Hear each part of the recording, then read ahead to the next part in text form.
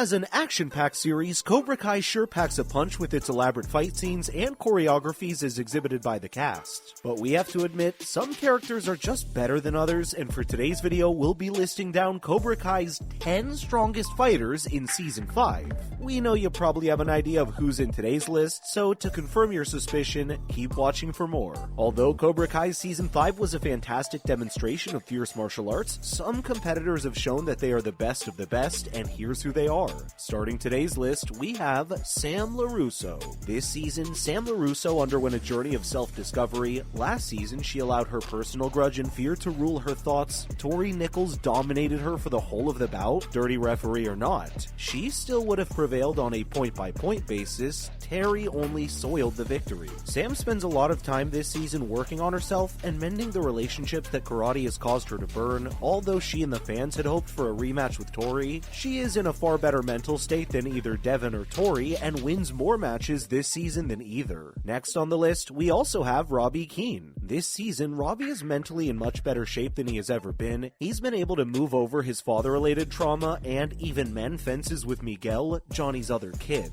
The majority of this season is spent trying to persuade the other Cobra Kai pupils to ditch the evil Terry Silver. He and Eli both have a poor track record this season in big battles, though, so it's not their fault. They can both fight, but Robby has the advantage because he is the only one who has successfully defended himself against Miguel in a one-on-one confrontation. Robby needs to work on his conditioning a little more if he wants to get back on track, as he has clean losses this season to Miguel and Kenny. Moving forward, we have the lead character of Season 5, Kenny Payne. Kenny is swiftly establishing himself as one of the series' most capable students. He has learned enough to compete with the All-Valley finalists in just a few short months. Although Miguel, Robby, and Eli all indeed thought less of him, he is still a skilled fighter. He still managed to fight off 2 of them, which is a remarkable accomplishment. Kenny had a deep animosity to draw power from as a result of Robby's sudden transformation into a hero. Again, Kenny easily defeated Eli despite the biased referee. Kenny was able to defeat some extremely impressive opponents thanks to his quick grasp of the silver bullet and natural physicality. Miguel, who doesn't appear to have much difficulty against him during their brief brawl in the season finale, is the only obstacle he hasn't quite overcome. Also on today's list, we have Miguel Diaz. Miguel has now resolved his problems with his father figures and is once again in charge. Miguel defeats Robby cleanly in their eagerly anticipated rematch, placing Robby in the exact predicament he was in during that crucial school brawl, only he displayed mercy, demonstrating his growth.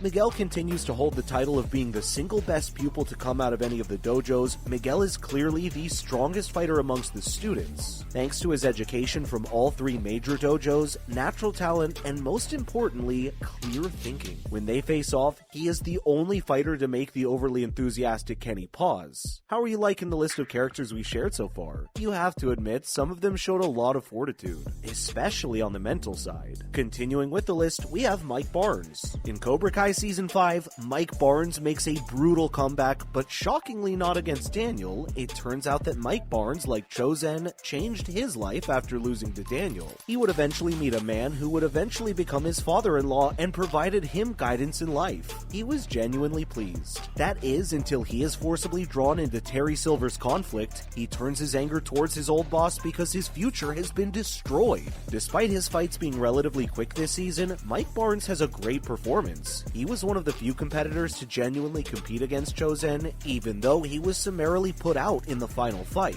Mike Barnes appears to have continued his karate practice despite putting it on the back burner. Next, we have Kim Da-eun. Kim Da-eun brutally carries on her grandfather's martial arts lineage. She spent years training in martial arts just like Chozen. She outtrains the majority of the cast in terms of sheer training. She doesn't, however, get to use her talent nearly as much as she would like to. In the season finale, viewers do get a glimpse of how extremely talented she is. She ends up competing against the series' top 3 female combatants and effortlessly defeats them. The only thing Devon, Tory, and Sam are doing is biding their time with the seasoned sensei. And of course, we have one of the lead characters, Danny LaRusso, on this list as well. At this time in the season, Daniel is at his lowest point ever. Terry Silver defeats him psychologically and physically. Daniel and Amanda become estranged from one another as a result of Silver's gaslighting him. He traps him while he's at his weakest and controls him with savage kicks, much like Silver did with Johnny. Despite this, he is the only one to have defeated Terry Silver thus far in the series. Although Chozen undoubtedly made him more vulnerable, Daniel uses Silver's guidance to finally defeat him. He snatched his limb, breath, and sight away. Daniel is a better fighter now that he has truly embraced the teachings of all his senseis. And if Danny is here, you could also expect that Johnny Lawrence is also included in today's list. Johnny displays his outstanding ability to take on multiple opponents at once. He has dominated every match this season, winning each one easily. Even when he really loses to a fit MMA fighter, he has no problem acting dishonestly when the going gets tough. He performed fairly well considering his lack of prior experience with grapplers. But the fight in the mansion at the end of the season was his most stunning achievement. He faces up against various senseis from the Cobra Kai and defeats them all. He certainly takes a battering, yet despite being severely inebriated, he still prevailed in the fight. The fact that Johnny defeated sober martial arts masters shows how incredibly brave he is. But let's not forget the big bad this last season, who is none other than Terry Silver. Terry Silver extends his winning streak for an unusually long time and controls Daniel for most of the season. His method of operation, which entails first taking the opponent out with mental blows and then overpowering them with his martial arts, is still effective. That is evident from Daniel's black eye. He defeated Chozen, which is quite noteworthy.